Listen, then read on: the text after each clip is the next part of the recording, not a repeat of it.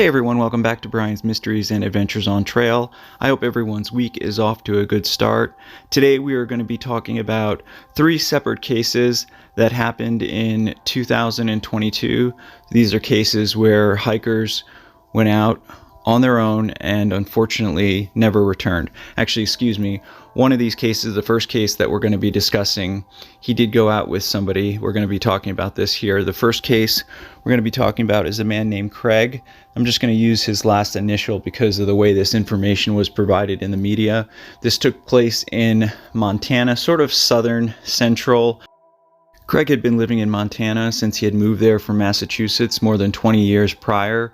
He was a family man, a very hard worker. He had lots of kids. He was just very dedicated. He loved living in Montana. He loved living life to the fullest. One day, last March, he went out with a friend. They went out hiking, and apparently they like to collect antlers that they would find on the ground or what have you. They had at one point, for some reason, now I'm not sure why, but they had decided to split up for a little while, and they had planned to rendezvous back at their car, which they had parked not too far away. The friend of his, which is unnamed, he got back to the vehicle. He waited for a little while. Unfortunately, Craig never returned, so he immediately contacted the Park County Sheriff's Office. They immediately knew something was wrong. This was extremely out of character. Craig apparently was never late for anything. They were living in a town called Livingston. He was only 40 years old at the time, but this search got started right away that Wednesday night. They started with searchers on the ground. They also, of course, set helicopters up. Now, according to the little information that was available, they concentrated their efforts around 6 Mile Creek, which is where this arrow is, and as you can see, it's in a very mountainous sort of valley area. This is another photo of the actual area. Obviously this is in summertime, but it's just to give you an idea of what the terrain looks like. This area where they were at and where they concentrated their search is in an area that's just north of Yellowstone National Park. However, unfortunately, after the first hours and hours of searching, they didn't find anything. But by the next day, now again, the information is very, very limited, so I just want to tell you what I know. The Thursday after he disappeared, the Wednesday before, they did find his remains. All the authorities would release was that they believed that he was attacked and killed by a grizzly bear. They didn't say why. They didn't release any other information. Now, as we all know, grizzly bears usually just stay out of our way, but if you accidentally surprise a grizzly bear, that's one thing that can trigger an attack. If you get in between a grizzly bear and his food, that's another thing that can trigger an unexpected attack. A big thing is a mother sow and her cubs is also very dangerous. Even if you're not close to them, they can often feel threatened and just attack because they're trying to defend their cubs. We just don't know what happened in this case, but I can't imagine what his family and friends went through. Now, because of the nature of this, the way I'm doing this video, I'll have all the tributes and prayers and things at the end of the video. Our next case takes us up to Massachusetts, the northeastern part of Massachusetts. This was actually originally brought to my attention because this young woman was attending the College of William and Mary, which is in my home state here in Virginia. However, at some point she did transfer to the University of Vanderbilt, which is in Tennessee. We're going to be talking about, in this case, the disappearance of Emily Sotelo. Emily was from Westford, Massachusetts. However, on this particular day, back in November of 2022, she had gone up to New Hampshire to the White Mountains, which she had had many goals to hike various peaks within the mountain range. I'm going to have some pictures and maps, obviously. These are the White Mountains in the fall time. Just gives you an idea of what they look like. Some of the peaks can reach 5,000 plus feet. Now, based on a post by the New Hampshire Fish and Game on their social media account, she was originally dropped off at the Lafayette Place campground, which is in Franconia. And this is a very popular place because there's various trails that you can do. Again, I'm going to have some maps here so you can see. But basically, it's part of Franconia Notch State Park.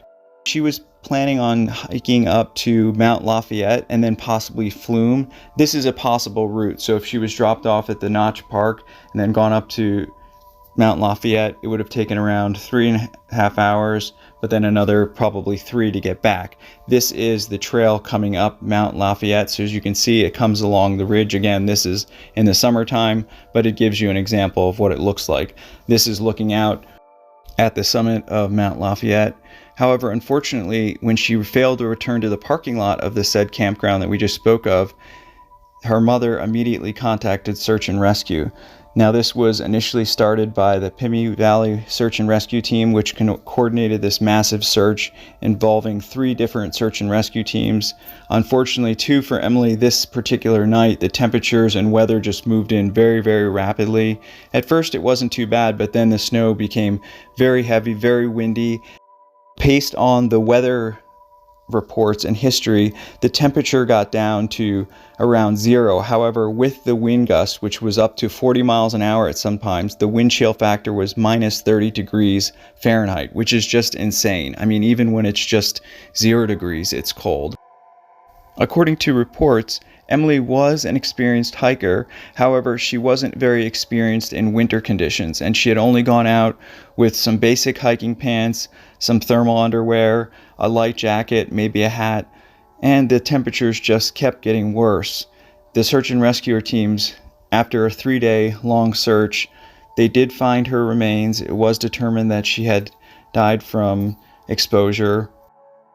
So sadly, the day that the search and rescuers found her remains was the day that she turned 20 years old. I just can't imagine the hurt for her family and friends. The next case involves a man named Hector Zamorano. He was 41 years old at the time of his disappearance. This case took place in early November of 2022 up in the northeastern part of New Jersey, more specifically in Bergen County on the Arapahoe Valley County Reservation. This is a very popular place to go for people that live in the area. Hector was very familiar with it. It's a very, very beautiful place, especially in the fall. Now, one of the things to remember here is that this is a big park. It's very populated. There's maps. It's very well marked.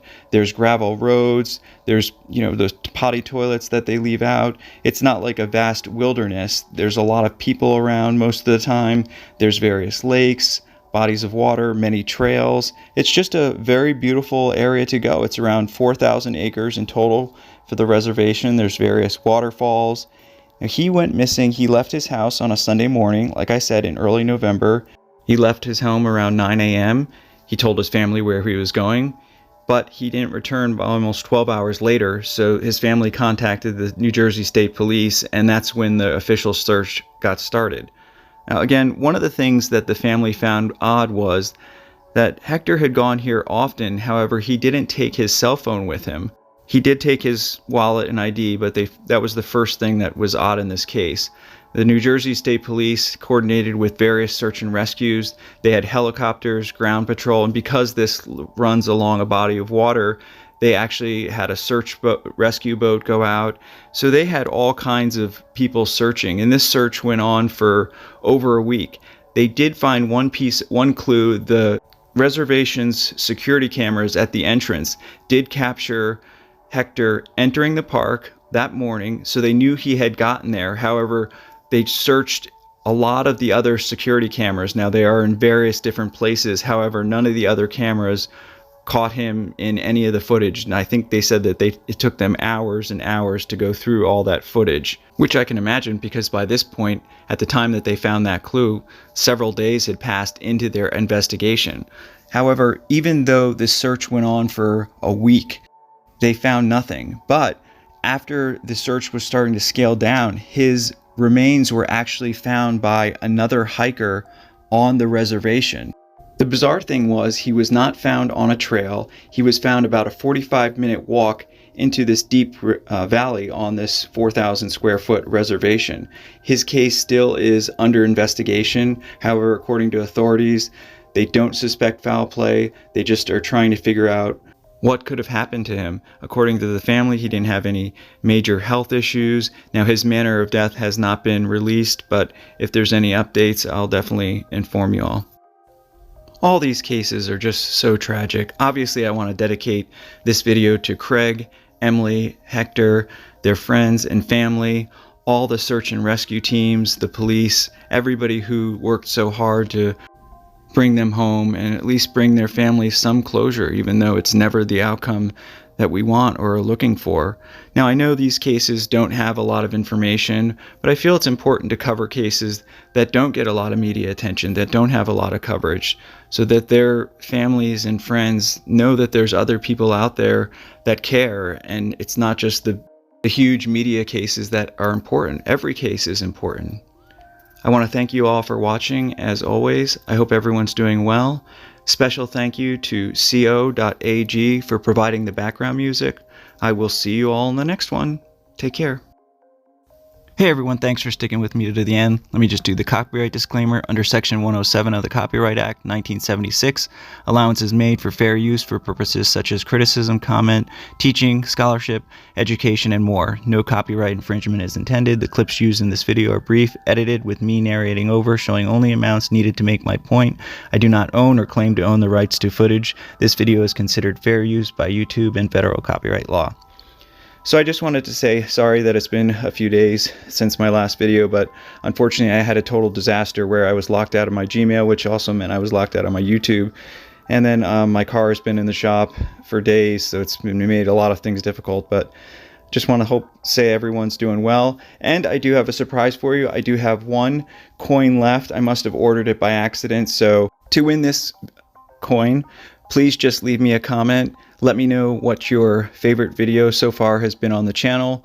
Possibly if you have a selected video that you'd like me to do that hasn't been covered on the channel, and any other thing that might be on your mind. I will be doing this choice at random like I did the other one, so for those of you that don't know, I just did a giveaway with these coins. Thank you all for watching as always. See you in the next one. Take care.